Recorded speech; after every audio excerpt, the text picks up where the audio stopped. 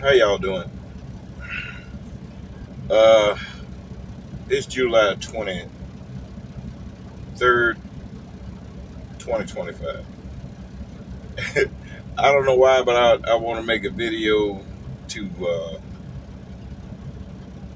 try to explain and just reflect. And I want to talk about where we're headed. It seems a little normal now. We got president in office. I got a brother who's back in Trump. He lived in Utah for 30 years. I don't think he realized what's going on. He's been around the wrong people too long out there in Utah, I would assume. I don't know. But you're entitled to your opinion. That's neither here nor there for me. But what I'm going to show you is what I see coming. Uh, it's been twice in my life where I had a dream. You have dreams. A lot of times you can't remember when you wake up. Well, this dream, matter of fact, I got it right here. I had a dream. See this Bible? I prayed for this Bible. I prayed for it, and it was given to me by who I prayed to.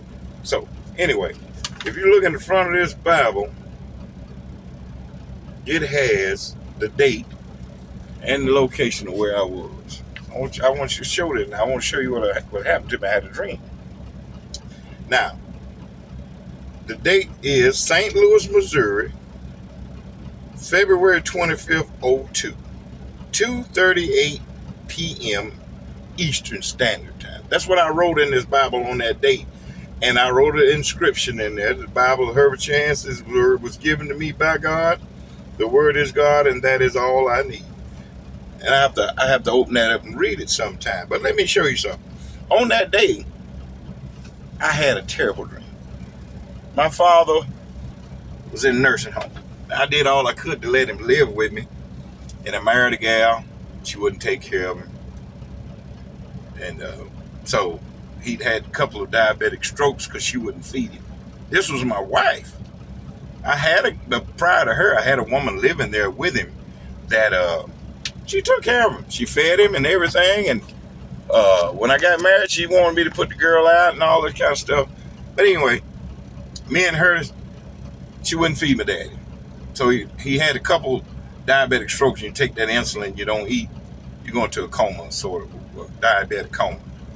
So I had put him in a nursing home. Now, if you want to know where life is headed for you and me, you need to visit the nursing home sometime on a regular basis. Because a lot of people don't go to the nursing home. I hear young folks say all the time, oh, I stink in there. I ain't going in there. And people they drooling and, they don't want to go in the nursing home. But when I had to put my daddy in there, which I didn't want to do, but I didn't want him to die from a diabetic stroke from neglect, and I was driving trucks at the time. So I said, Daddy, let me put you in the nursing home. I promise you, I'm going to come see you every chance I get. I say, and that way I won't have to worry about you getting your medicine and getting your food. I said, and I'm gonna check on you. And if you don't like it in a month or two, you tell me and you can come out of there. Ain't no problem, Daddy. He said, okay, boy, I'll try. So anyway, my dad had been in a nursing home probably a year or so. And I'm on the road. I'm with this wife. That's an evil I can't explain. Because I'm a good man. I'm a good man. And when I married her, I had full intention doing the right thing. Anyway, I was heavy in that word. I longed for the Bible.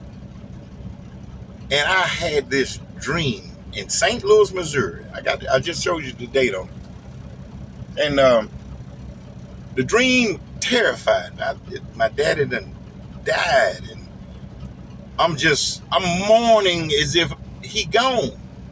Right? It's 2:30 in the evening. I get on the phone and I call the nursing home. And I say, I need to speak to my daddy. Well, sir, we know we don't put him in the bed and this and that. I said, ma'am, I said, listen to me.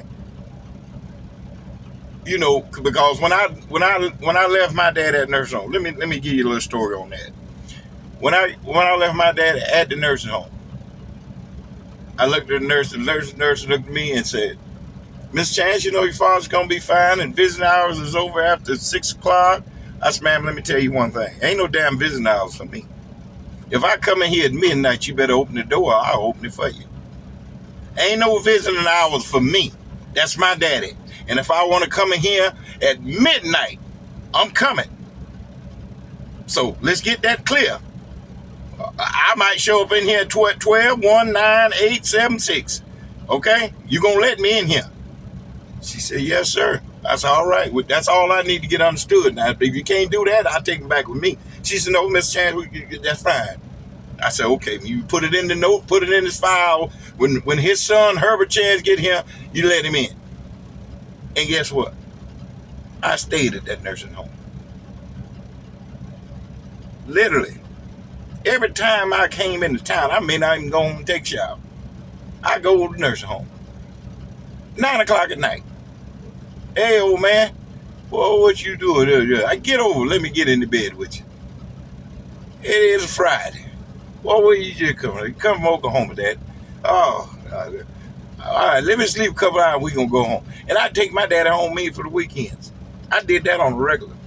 I drop in there Wednesday, Thursday, Tuesday, Friday. It didn't make no difference. I'm coming in there and I'm coming to see him. But you know what I saw? There were people in there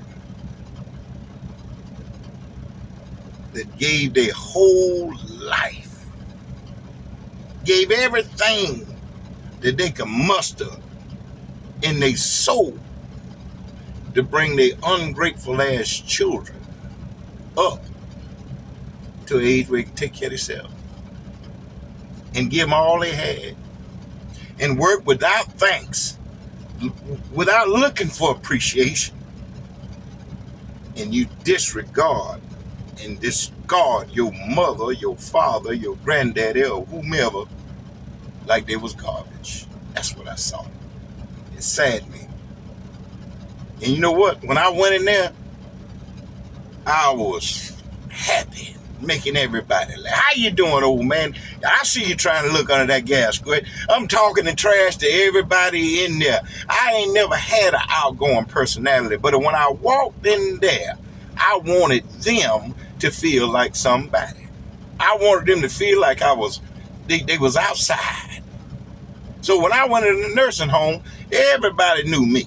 I'm talking to Miss Ellie Mae. I'm talking to Mr. Johnson over there. He wanted a cigar. I'm rolling him out there on the porch. I'm all over the nursing home.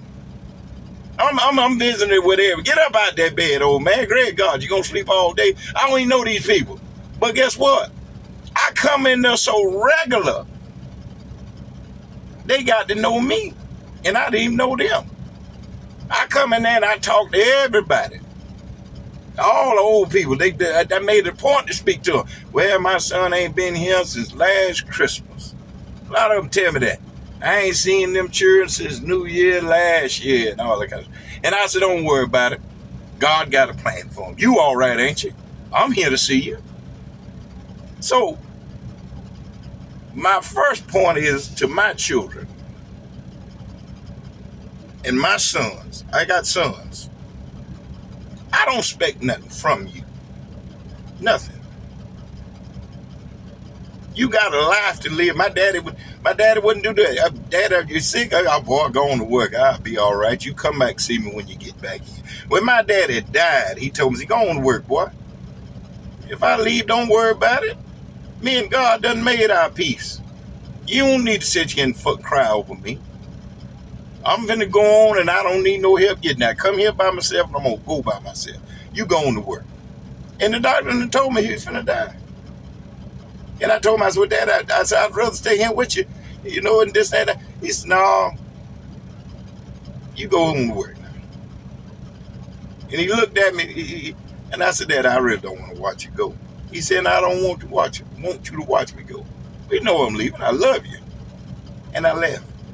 They called me probably about 4 o'clock that day. I was up in North Carolina somewhere. Daddy done passed. I said, okay. I said, okay.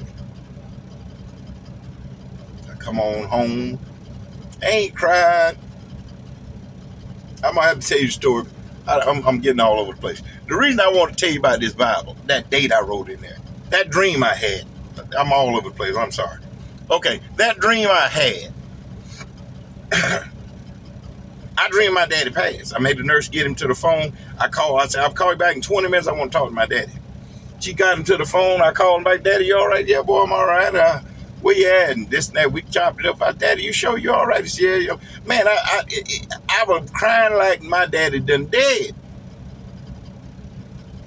So once I made my little trip and I made it home, me and my daddy talked all the time. Daddy, if something ever happened to you, who you want to bury you? How you want things handled? And he told me, said, well, I want Carter's Mortuary to do my funeral. Carter's Mortuary. Never forget that. Waynesboro, Georgia. I said, okay. Carter's Mortuary. Anything special? I don't want nothing special, boy. I'm gone. Don't be spending a whole bunch of money on me.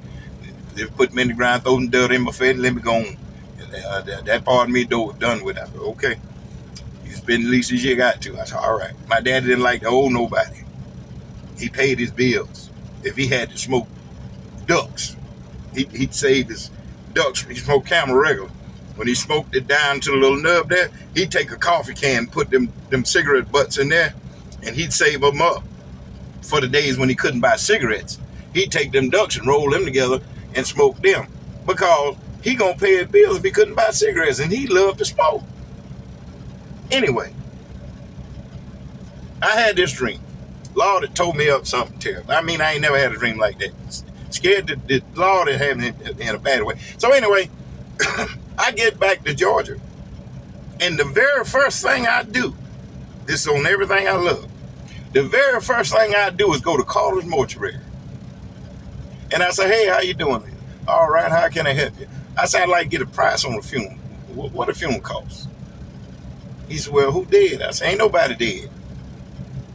He said, well, if the funeral right around this, depending on what you want. He showed me a casket and how many cars you want. Don't need but one. And okay, this and that, and, the little short stuff that we can do service. I said, the cheapest thing you got, man. Tell me what a funeral costs. He said, we're about $9,486. Something like that. I said, how much? He said, $9,486. I said, okay. I said, I'll be right back with your money. He looked at me and said, wait a minute. Ain't nobody dead? I said, no, sir, ain't nobody dead. Ain't nobody sick. He said, well, okay, son. I walked right up the street. A block from the mortuary was the bank. Walked right in the bank and told the bank man, I say, look, I need $9,486.23. I see, set it up on about a 12-month loan. He said, well, hey, Chan, he said, well, what you using? You want to put something against it? He said, you don't need, he said, we'll give you that personal loan. How you want your payments? I said, about 12 months. I said, I need that in cash. They counted me out $10,000. I walked back down there to the mortuary home, walked in there and counted out that man his money. I said, now I need a receipt for that. He gave me a receipt. He said, now ain't nobody. I said, man, ain't nobody dead, ain't nobody sick. I said, but when I call you, you know where the nursing home at in Millen, Georgia? He said, yes, sir. I said, okay, if I call you and tell you Mills Chance has passed and I need you to go get his body, I said, that's where you need to go. Write that down. He wrote it down on the paper. Receipt. He said, Mr. Chance, your funeral paid for. I said, okay. I said, I pray I don't never need it, but if I do, I'll call you.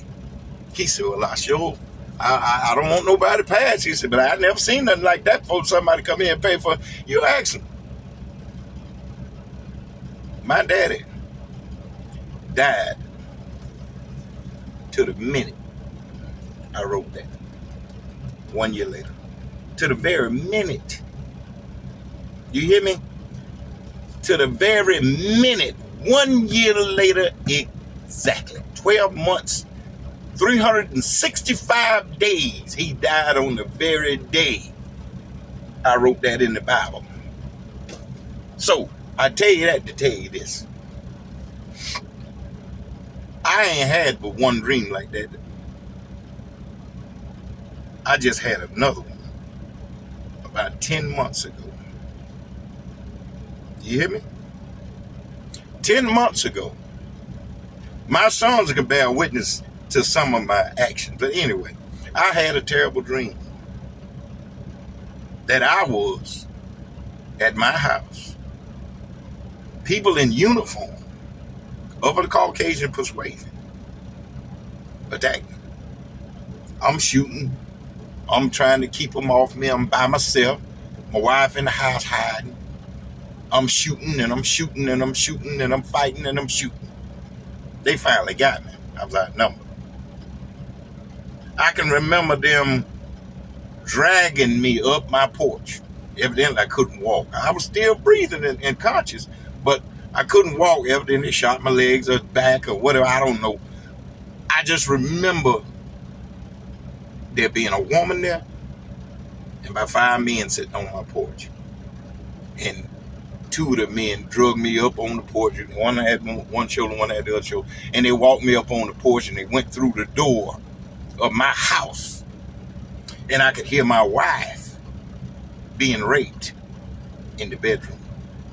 Through the wall. I could hear her screaming, crying, hollering.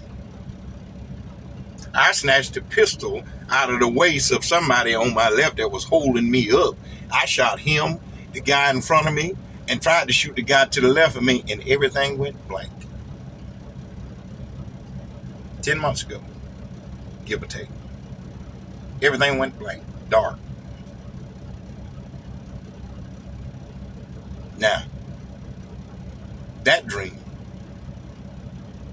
was like the one I had about my daddy. Stuck with me, scared the death out of me. I mean, I still remember the faces. See, a dream, you a little dream. You wake up, you get foggy till you forgot the time you eat breakfast, whatever. You forgot. This dream ain't go nowhere.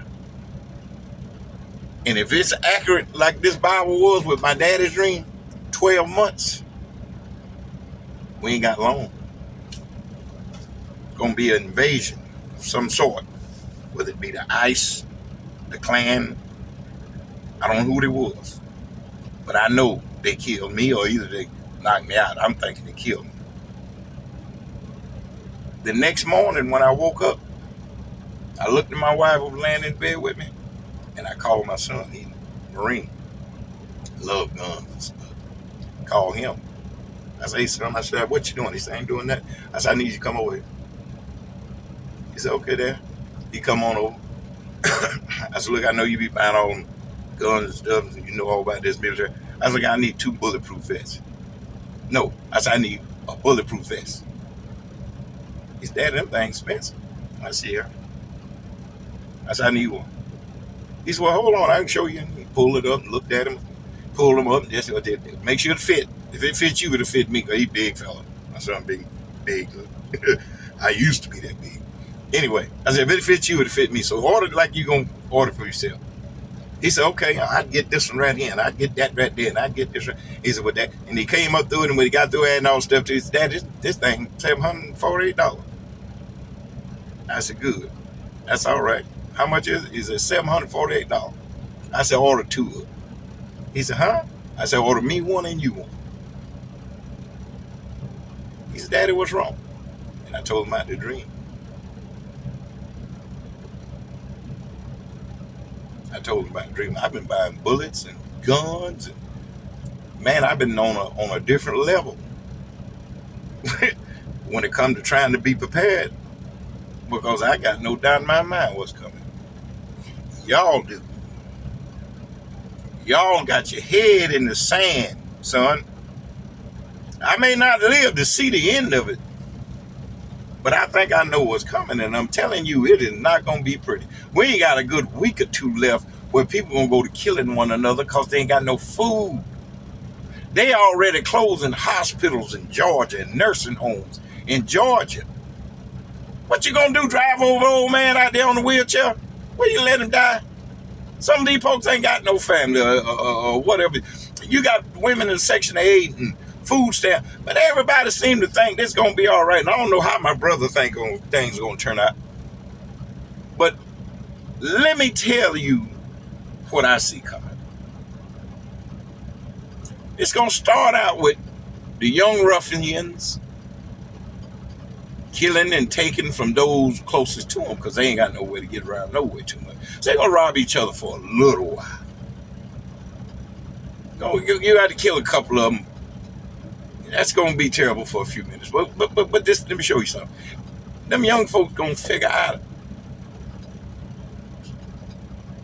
we need these older folks. They know how to live. They know how to survive. They know how to hunt, fish, cut, trap, cook, bait, make food out of nothing. And they got some guns. And they low still. The boys that got sense, that's what they're going to do. They're going to get with the older folk, and the older folk going to find the young men that's capable, and we going to come together. I ain't going to say we going to survive. Because I live in a rural area. Where I live, we got one red light. That's how rural I live. I live in the country, as they would say. But if you got any sense, young folks, listen to me real good. Don't hurt your neighbors. Don't try to rob each other. You hear me? That's stupid. You need to rob those who trying to keep you in your condition. If you want to take something from somebody that's got plenty of it. So, hence, in the next few months, it's going to be all out of war. It's going to be slap chaos. The nation, as you know it, will not exist. Do you know Trump just gave $170 billion to the ICE when their budget was 20? He gave 170. You know why that is? He went back and he pardoned and he erased all records of these bad cops that were killing people and got fired for murder and doing all that. He brought all them back. Wiped the record clean. Gave them their job back. And they giving $45,000 sign-on bonus and $100,000 a year paid for everybody that joined the ICE. You hear me? And 90% of the Negroes and the folks that's joining ICE don't look like us. 90%. That means these are Klan members, good old boys, alt-right boys. They coming out of the woodworks. Military gear. They going hunting. You hear me? So, you either come together or die alone. And in my video, in my dream, I died alone. I don't expect nobody to be there too much because I'm by myself anyway. Makes you know. That's neither here nor there. But what I'm gonna tell you is, come together. Somebody. They can't kill us all. They think they can. So then, let me show you the end of that. The old folks used to say, boy, the same thing make you laugh, make you cry. That's a true statement if ever I ever heard it. The same thing will make you laugh or make you cry. Old folks used to say a long time ago, just imagine that for a minute. Your baby, born, beautiful boy, raise him up, love me, make you laugh, and you're glad to see him, and he turn teenager, and he hates you. The same thing make you laugh, make you cry, cuss at you, say something disrespectful. How, a girl, you met her, you love her to death. Y'all have good fun, you laugh and talk. Well, you lose your job. She turn on you, leave before boy got more than you got. Same thing make you laugh or make you cry. You follow what I'm saying to you? They think what they want is a nation without us. And bear in mind, every war that ever been fought on this dirt, before America was a country, we fought to help it get there. We, us. those of color. Now, if it wasn't for us, they wouldn't have won this country, wouldn't have had a country. But look how they treat you. You hear me? Look how they treat you. So now, every military, we in it. We are the strength of this nation. Yeah, think about it for a minute. You go to any athletic event, we're the smartest, the strongest, the fastest. We fight better, we outlast you. We do. So you're going to get rid of all the people that are most designed and capable of protecting your freedoms. In other words, fought to give you your freedoms. This country, this great nation that you're trying to take back. The very people who handed it to you on a silver platter, and you spit on them and put chains on them and throw them out in the field and work them like dogs for 400 years. These very people you want to get rid of. Now, let's just say you get what you want. You want to get rid of everybody black. Let's say you get that. You know what you got left? A bunch of weak Caucasians. You look at your children.